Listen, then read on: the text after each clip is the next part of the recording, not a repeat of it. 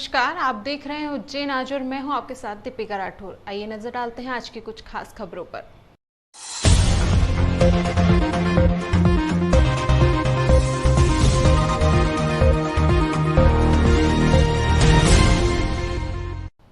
उज्जैन से 37 किलोमीटर दूर टीकाकरण टीम पर हमला हुआ है, जिसमें महिलाओं की पत्थरबाजी व मारपीट से टीकाकरण टीम के 2 सदस्य घायल हुए हैं। उन्हेल थाना अंतर्गत आने वाले ग्राम मालीखेड़ी में टीकाकरण करने पहुंची मोबाइल टीम पर महिलाओं ने पत्थरबाजी कर दी। हमले में टीकाकरण टीम के 2 सदस्य घायल हुए। सूचना मिलने पर उन्हेल थाना पुलिस मौके पर पहुंची और मामले को शांत कराने के बाद घायलों को शिकायत दर्ज की। उन्हेल स्वास्थ्य विभाग की टीम सुबह ग्राम मालीखेड़ी में मोबाइल टीकाकरण वैन और कर्मचारी के साथ पहुंची थी। टीकाकरण टीम के साथ तहसीलदार अन्नू जैन भी मौजूद थी। कर्मचारियों ने ग्रामीण महिलाओं को टीकाकरण के लिए सेंटर पर बुलाया, लेकिन उन्होंने कोरोना वैक्सीन लगवाने से मना कर दिया और टीम सदस्यों को गांव से लौट जाने की बात कही। इसी बात को लेकर विवाद शुरू हुआ और महिलाओं ने टीकाकरण टीम के सदस्यों पर पत्थरबाजी शुरू कर दी, जिसमें 2 लोग घायल हुए। सूचना मिलने पर उन्हेल पुलिस मौके पर पहुंची और घायलों को उपचार के लिए अस्पताल भिजवाने के बाद स्थिति को नियंत्रित किया।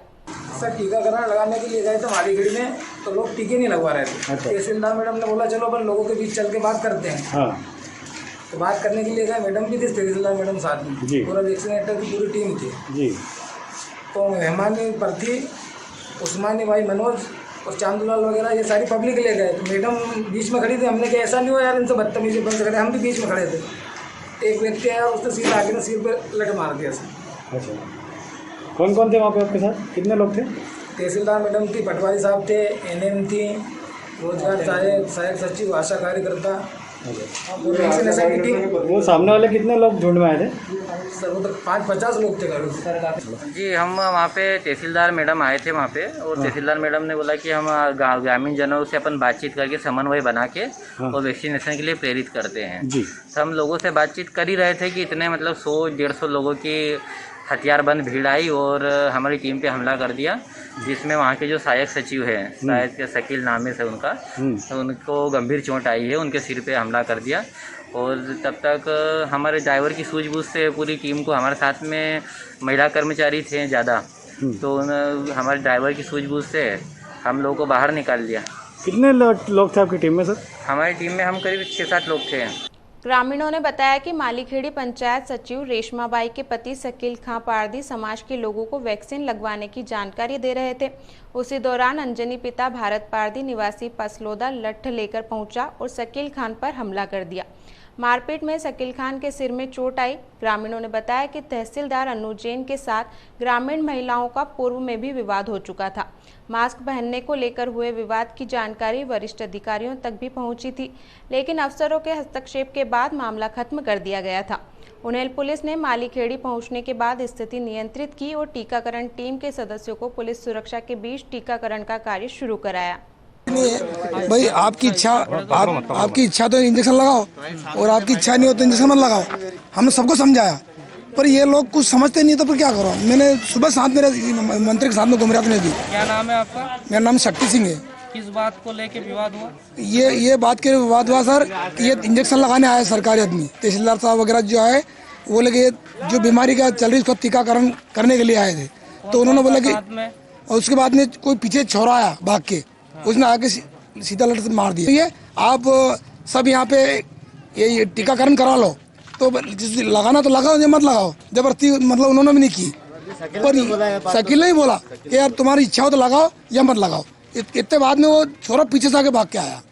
ऐसा है कि मालूम ही नहीं पड़ती किसको। एक रिपोर्ट आई है कि प्रशासन की और पुलिस की टीम ग्राम मालीखेड़ी थाना उन्हेल में जब पहुंची, तो वहां गांव के लोग टीका न लगवाने के लिए वहां पर काफ़ी विरोध कर रहे थे, और विरोध में टीकाकरण टीम में शामिल अपने सहायक सचिव के पति जो कि वहीं पे मौजूद थे, वो भी गांव वालों से अनुरोध कर रहे थे। तो उनकी टीम के द्वारा, गांव वालों के द्वारा टीम पर हमला किया गया, जिसमें सहायक सचिव के पति के सर में चोट आई है, जिस पर से थाना उन्हेल में शासकीय कार्य में बाधा उत्पन्न करने का प्रकरण पंजीबद्ध किया है और शीघ्र ही आरोपियों की गिरफ्तारी सुनिश्चित। कमलनाथ पर दर्ज हुई एफआईआर के विरोध में धरने पर बैठे कांग्रेसियों पर भी एफआईआर दर्ज होगी। जिला कांग्रेस कमेटी के आह्वान पर आज फ्रीगंज टावर चौक पर अंबेडकर मूर्ति के नीचे करीब 50 से अधिक कांग्रेसी धरने पर बैठ गए और प्रदेश के मुखिया शिवराज सिंह चौहान के खिलाफ नारेबाजी करने लगे। दरअसल पूर्व मुख्यमंत्री और कांग्रेस नेता कमलनाथ पर कल हुई एफआईआर के विरोध में आज कांग्रेसियों ने शहर में प्रदर्शन शुरू किया। जिला कांग्रेस कमेटी ने मुख्यमंत्री शिवराज सिंह चौहान पर एफआईआर दर्ज करने की मांग पर 11 बजे धरना शुरू किया, जिसमें तराना से विधायक महेश परमार, घटिया विधानसभा से विधायक रामलाल मालवीय, जिला कांग्रेस अध्यक्ष महेश सोनी, कांग्रेस की प्रदेश प्रवक्ता नूरी खान सहित कई कांग्रेस के स्थानीय नेता प्रदर्शन में मौजूद रहे। पूर्व मुख्यमंत्री कमलनाथ पर दर्ज हुई एफआईआर के विरोध में आज धरने पर बैठे कांग्रेसियों की संख्या आम दिनों की तरह दिखाई दी। अंबेडकर प्रतिमा के नीचे बड़ी संख्या में कांग्रेसियों ने सीएम शिवराज सिंह के खिलाफ नारेबाजी की और बेगुनाह लोगों की जान से खिलवाड़ करने का आरोप लगाकर सीएम शिवराज सिंह के खिलाफ एफआईआर दर्ज करने की मांग की। आपको बता दें कि कांग्रेसी जब धरना दे रहे थे तब वहां वे महामारी के नियमों को भूल गए और प्रोटोकॉल को तोड़कर कई लोग बिना मास्क के भीड़ में बैठे दिखाई दिए। वहीं सोशल डिस्टेंसिंग की तो जमकर धज्जियां उड़ाई गई।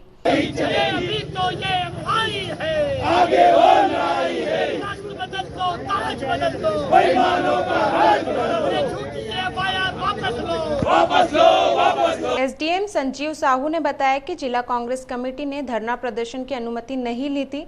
इन सभी पर वैधानिक कार्यवाही की जाएगी। सीएसपी हेमलता अग्रवाल ने भी कहा कि धारा 144 लगी हुई है, ऐसे में सभी के नाम ले लिए गए, सभी पर एफआईआर दर्ज होगी। यह भी कांग्रेस पार्टी द्वारा माननीय मुख्यमंत्री पूर्व मुख्यमंत्री कमलनाथ जी के विरुद्ध जो एफआईआर दर्ज हुई है उसके विरोध में यहाँ फ्रीगंज टावर पे ज्ञापन दिया गया है। उसी के संबंध में ये चल रहा था। सर, ये जो धरना दिया गया है इसकी परमिशन ली गई थी क्या? नहीं, इसकी कोई परमिशन नहीं ली गई। तो क्या कार्रवाई कर रहे हैं? जो 144 धारा 144 लगी हुई है, निश्चित रूप से लॉकडाउन के उल्लंघन की जो भी नियमानुसार कार्रवाई होती है वो इस पर की जाएगी। सर, कुछ दिन पहले एक ज्ञापन कोठी पर भी दिया गया था, सिंगल व्यक्ति थे और उनको गिरफ्तार करके जेल पहुंचा दिया गया। आज यहाँ पर काफी भीड़ है, उसको लेकर आप? मैं उस समय नहीं था, उसके संबंध में मुझे ये आज कांग्रेस पार्टी द्वारा यहाँ अम्बेडकर प्रतिमा पर एक सीएम साहब के विरुद्ध जो एफआईआर हुई है उसके अगेंस्ट में यहाँ धरना दिया, नारेबाजी भी की है। क्योंकि लॉकडाउन है, 144 लागू है, अधिकारियों से निर्देशन लेके उस तरह की कार्रवाई की जाएगी। तो इसकी परमिशन नहीं देगी? नहीं, इस तरह की कोई परमिशन संज्ञान में नहीं आई है। कमलनाथ जी का उज्जैन दौरे पर उन्होंने जो WHO और विश्व के सारे वैज्ञानिक जो इंडियन वेरिएंट बोल रहे हैं, उन्होंने बताया कि देश की कैसी बदनामी हो रही है इस मोदी और इस शिवराज सरकार के कारण। उनने क्या गलत बोला? उनने सिर्फ इतना ही बोला कि इंडियन वेरिएंट है। जो काम सरकार को होना था वो उसमें विफल हो गई। उसका आरोप आज छुपाने के लिए कमलनाथ जी के ऊपर एफआईआर करी है। हमने आज धरना दिया है अम्बेडकर जी की प्रतिमा के नीचे। आगे चरणबद्ध तरीके से आंदोलन। उज्जैन के सरकारी अस्पताल में पहला ब्लैक फंगस का सफल ऑपरेशन किया गया। 12 वर्षीय कोविड पॉजिटिव रही बालिका में सिटी स्कैन में ब्लैक फंगस संक्रमण पाया गया था। पूरे प्रदेश की निगाहें आज उज्जैन जिला चिकित्सालय की ओर थी, जहां 12 वर्षीय बालिका में तीनों साइनेस जबड़े उच्च संक्रमण का शिकार हो चुके थे और संक्रमण मस्तिष्क तक पहुंच चुका था। जिला हॉस्पिटल में भर्ती 12 वर्षीय बालिका का ब्लैक फंगस के चलते ऑपरेशन शुरू हुआ, जो करीब 4 घंटे तक चला। सुबह बालिका को निश्चेतना विशेषज्ञ द्वारा इंजेक्शन लगाया गया था तथा ऑपरेशन प्रारंभ हुआ। बालिका के सिटी स्कैन में संक्रमण की स्थिति खराब थी। उसके गरीब परिजनों को जिला हॉस्पिटल के डॉक्टर PN वर्मा से ही आस थी, इसलिए क्योंकि आज सुबह तक प्रदेश सरकार ने बालिका के एम्फोटेरिसिन B 50 mg इंजेक्शन का निःशुल्क इंतजाम नहीं किया था। ऑपरेशन के बाद से यह इंजेक्शन लगना शुरू होंगे। जो महंगे इंजेक्शन है वह किडनी डैमेज नहीं करते। यही इंजेक्शन सिविल सर्जन ने पर्चे पर लिखे थे। Civil surgeon doctor PN Verma जो ENT सर्जन है तथा उनकी सहयोगी डॉक्टर अंशु अरोरा वर्मा की टीम ने ऑपरेशन किया। ऑपरेशन के लिए एंडोस्कोप एवं सर्जरी के उपकरणों का इंतजाम डॉक्टर PN वर्मा स्वयं के पास से कर दिया था। ऑपरेशन में शामिल होने वाली टीम आज सुबह ही पहुंच गई थी। इस विशेष ऑपरेशन की ओर पूरे प्रदेश की नज़र है, क्योंकि जिला अस्पताल में सीमित संसाधनों में होने जा रहे इस ऑपरेशन में उच्च तकनीकी की कमी से वरिष्ठ ENT सर्जन डॉक्टर वर्मा का अनुभव काम आया। पूर्व में डॉक्टर वर्मा ने चर्चा में बताया कि बालिका के तीनों साइनेस जबड़े उच्च संक्रमण का शिकार थे। यह संक्रमण मस्तिष्क तक पहुंच चुका था। जब एंडोस्कोप के माध्यम से सर्जरी प्रारंभ हुई तो ब्लैक फंगस को हटाया गया, चूंकि साइनेस संक्रमित हो चुका था। इस गरीब बालिका के लिए महंगे इंजेक्शन की व्यवस्था निःशुल्क की गई। राजेश बोराणा, जितेंद्र कृपलानी ने यह व्यवस्था की। देखिए, ये एक बच्ची थी 13 साल की, जो कि इंदौर से एम भाई हॉस्पिटल से वहाँ से चली आई। वहाँ उसका इलाज नहीं हो पाया तो हमारे पास आई, हमने उसको एडमिट किया, उसकी जांचें कराई। उसको पहले कोविड हुआ था और कोविड के बाद में ब्लैक फंगस हुआ था, तो उस ब्लैक फंगस का ऑपरेशन किया है। इस ऑपरेशन में लगभग 4 घंटे लग गए और सभी अच्छा हुआ, सक्सेसफुल हुआ ऑपरेशन। और इसमें हमारे जो एनेस्थेटिस्ट हैं डॉक्टर चौहान साहब, उनका भी बहुत बड़ा योगदान रहा और अच्छा सफल रहा। हमारी काफ़ी पूरी टीम है, लगभग 7-8 लोगों की टीम है, सभी ने अच्छा काम किया और अच्छी बच्ची स्वस्थ है। आज हमारी संस्था के मेंबर, सिंधी सोशल क्लब के मेंबर राजेश आसवानी जी ने संस्था को ये अवगत कराया कि बच्ची को 60 वाइल्स की 60 इंजेक्शन की आवश्यकता है, जिसकी कीमत 7,800 रुपये है। तो तुरंत हमारे सभी सदस्यों ने उसमें सहमति जताई और कहा कि जितनी भी सहायता हम कर सकते हैं, चाहे 60 इंजेक्शन की हो, तो पूरी संस्था करने के लिए तत्पर है। तो उसी में हमारे सूत्रधार राजेश आसवानी जी ने बताया कि वहाँ पे 2 वाइल्स अवेलेबल है कहीं पे, तो वहाँ से अभी हम गए थे लेने, तो 1 वाइल मिली है, तो वो अभी हमने परिवार को दी है। अब ये तो ईश्वर के हाथ में है, बाकी हम सब प्रयासरत हैं, भगवान करेगा सब अच्छा ही होगा। तो लक्ष्मी है, जो होना होगा ईश्वर अच्छा ही करेगा उसका। जिला प्रशासन और स्वास्थ्य विभाग का लक्ष्य 18 साल से ऊपर के लोगों को तेजी से कोविड वैक्सीनेशन का है। इसके लिए जिले में 40 केंद्र बनाए गए हैं। जिले में 45 साल से ऊपर के महिला पुरुषों का टीकाकरण अपनी रफ्तार से चल रहा है, मगर 18 साल के ऊपर के युवक युवतियों को टीकाकरण का रजिस्ट्रेशन करने के बाद भी स्लॉट नहीं मिल रहा है। इसका कारण हर केंद्र पर 18 साल के सेगमेंट में केवल 100 लोगों के टीकाकरण की व्यवस्था की गई थी। समस्याओं के सामने आने पर collector Ashish Singh, CMHO doctor Mahavir Khandelwal और जिला टीकाकरण अधिकारी डॉक्टर केसी परमार ने नई व्यवस्था की है, जिसमें शहरी क्षेत्र में 26 केंद्र बनाए गए हैं, वहीं ग्रामीण क्षेत्रों में 14 केंद्र बनाए गए हैं, जहां 18 साल के ऊपर के लोगों को टीकाकरण होगा। साथ ही 100 लोग प्रति केंद्र की संख्या को बढ़ाकर 200 लोग कर दिया है। इस प्रकार 18 साल से ऊपर के 8,000 लोगों को प्रतिदिन टीका लगाने का लक्ष्य रखा गया है। जिला टीकाकरण अधिकारी डॉक्टर केसी परमार के अनुसार हमारा लक्ष्य 18 साल वाले सेगमेंट में ज़्यादा से ज़्यादा लोगों को टीका लगाना है। देखिए, अभी जो 18+ हैं उस ग्रुप के ऊपर ज़्यादा फोकस हो रहा है और उज्जैन शहर में और ग्रामीण मिलाकर के 40 सेशन साइट हैं। ग्रामीण में है 14 और 26 है उज्जैन शहर में। और कल 200 टीके प्रति सत्र के मान से टीके लगेंगे। तो इस प्रकार से 8,000 टीके एक दिन में 18+ के लगाने का लक्ष्य है। क्योंकि आप और हम सब देख रहे हैं कि हम साइड खोलते हैं और 5-7 मिनट में बुक हो जाती है। तो जितना ज़्यादा टारगेट रखेंगे, ज़्यादा लोगों को मौका मिलेगा और जल्दी से लोगों का टीकाकरण होगा। इधर शहर काजी खलीकुर रहमान साहब ने भी मुस्लिम समुदाय से सभी लोगों को तेजी से टीकाकरण करवाने की अपील की है। वैक्सीनेशन लगाना चाहिए। देखिए, वैक्सीनेशन को लेकर के जो लोगों के अंदर भ्रम है, उस भ्रम को भी ख़त्म करना चाहिए। अगर कोई लोग सोचते होंगे कि ये दवा कारगर नहीं है या इससे हमें नुकसान हो सकता है, तो वो लोग अपने ज़हनों से इस बात को निकाल दें और वैक्सीन लगवाएं। वैक्सीन लगवाने से तुम्हें ताकत मिल रही है, इम्यूनिटी मिल रही है उससे जंग लड़ने के लिए। देखिए, जंग के 2 ही रास्ते हैं। एक तो तुम उसको घर में रह कर के उसको हरा सकते हो, और दूसरा रास्ता अगर उसके अंदर है तो उस वैक्सीनेशन का है और उसको करवाना चाहिए। और सभी लोग इस बात के ऊपर तैयारी रखेंगे, उनसे करेंगे। कोरोना महामारी के इस दौर में युवा भी लोगों की मदद कर जरूरतमंदों के लिए भोजन की व्यवस्था कर रहे हैं। कोरोना महामारी में जरूरतमंदों को विभिन्न समाजों से मदद मिल रही है, तो वहीं युवा भी मदद करने में पीछे नहीं है। युवा टीम द्वारा लोगों को सुबह शाम भोजन वितरण किया जा रहा है और 500 पैकेट सुबह शाम जरूरतमंद लोगों को भोजन कराया जा रहा है। महाकाल सेना द्वारा रोज सुबह शाम 500 पैकेट भोजन का वितरण विभिन्न जगहों पर किया जाता है। महाकाल सेना के श्रीपाद ने बताया कि हम लोग जब से लॉकडाउन लगा है तब से ही हम भोजन के पैकेट का वितरण कर रहे हैं और इस भोजन वितरण में 20 से 25 युवा लोगों की टीम लगी हुई है।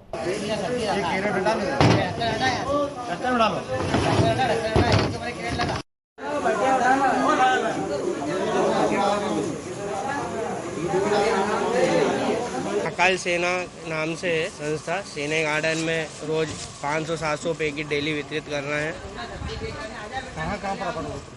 महाकाल, हरसद्दी, नरसिंह घाट, राम घाट, दानी गेट, चामुंडा माता, चैरिटेबल, मंगलनाथ, पटनी बाजार, जहाँ भी पूरा मतलब उज्जैन शहर में जहाँ भी सभी दुर्गा ये 10 मई से वितरित चालू करा है। कब तक चलेगा ये 31 तक, अभी 31 तक है। वक्त हो चला एक छोटे से ब्रेक का, मिलते हैं ब्रेक के बाद। Kadambini children's academy CBSE affiliated hi tech education centre. यहाँ स्टूडेंट्स के लिए है ऑडियो वीडियो टेक्निक से युक्त smart classes, remedial classes for weak students with best faculty. यहाँ 9th onwards optional subjects IT and retail है। यहाँ है rich library, chemistry lab, bio lab, physics lab और कंप्यूटर लैब भी। Different houses and co scholastic activity भी। इसके अलावा yoga classes, karate classes, music classes, dance classes, art classes, special play area, साथ ही sports facility भी। विद्यार्थियों के आवागमन के लिए वाहन सुविधा भी है। यानी बच्चों के संपूर्ण विकास के लिए एक ही नाम, कादम्बनी चिल्ड्रंस एकेडमी, इंदिरानगर, उज्जैन। अप्रैल 2020 में भी शहरवासियों से सिटी चैनल के माध्यम से कोरोना से लड़ने के लिए अपील की गई थी कि घर पर रहें, मास्क व सैनिटाइजर का उपयोग करें, सोशल डिस्टेंसिंग का पालन करें। इस बार भी इन सब बातों का ध्यान रखें, जरूरी हो तभी घरों से बाहर निकलें। संकट के ये दिन भी बीत जाएंगे। दूध में जहर देकर पति की हत्या करने वाली पत्नी को इंदौर से गिरफ्तार कर लिया गया है। उज्जैन में 4 साल पहले नागझिरी क्षेत्र में रहने वाले युवक को उसकी पत्नी व ससुर ने दूध में जहर देकर हत्या कर दी थी। माधवनगर पुलिस ने मामले की जांच के बाद इंदौर में रहने वाली मृतक की पत्नी और उसके पिता को गिरफ्तार किया है। थाना प्रभारी मनीष लोधा ने बताया कि अशरफ पिता शकील कुरैशी निवासी नागझिरी को पारिवारिक विवाद के चलते वर्ष 2017 में पत्नी व ससुर ने दूध में जहर देकर हत्या कर दी थी। अशरफ के परिजनों ने हत्या की आशंका व्यक्त करते हुए माधवनगर पुलिस को बयान दर्ज कराए थे, जिसकी जांच के बाद मामले में अशरफ की पत्नी और ससुर के खिलाफ हत्या का प्रकरण दर्ज कर तलाशी शुरू कर दी थी। दोनों को आज इंदौर से गिरफ्तार कर लिया गया है।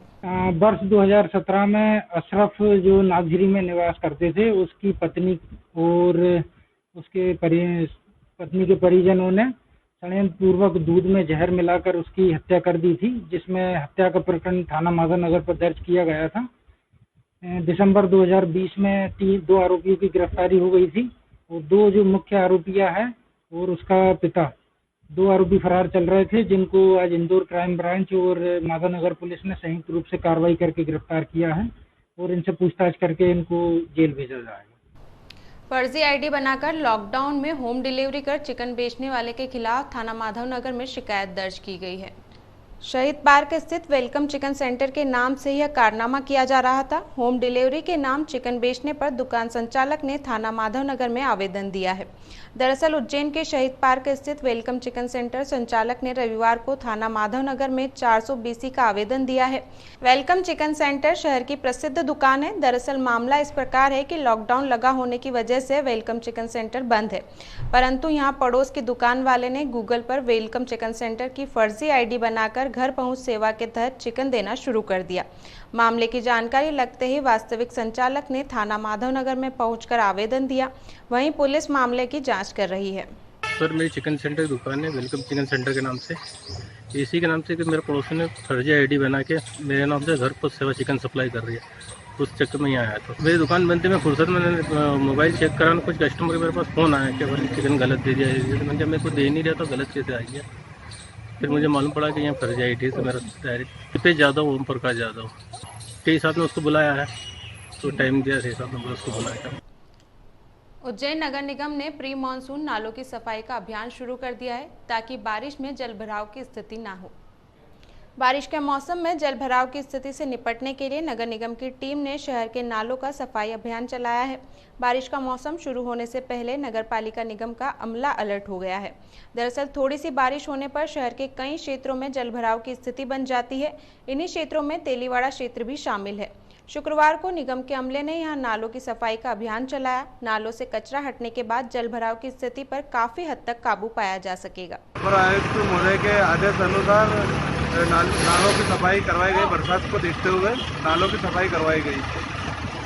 तेलीवाड़ा चौराहा कोरोना की समाप्ति और विश्व शांति के लिए 41 दिवसीय हवन शुरू किया गया है। विश्व में तेजी से फैल रही महामारी को देखते हुए धार्मिक नगरी उज्जैनी में लगातार पंडित और साधु संतों द्वारा यज्ञ किया जा रहा है। इसी के चलते कृष्णगिरी महाराज ने उनके नरसिंह घाट स्थित आश्रम में 41 दिवसीय यज्ञ का आयोजन शुरू कर दिया है, जिससे महामारी का प्रकोप कम पड़ने की संभावना रहेगी।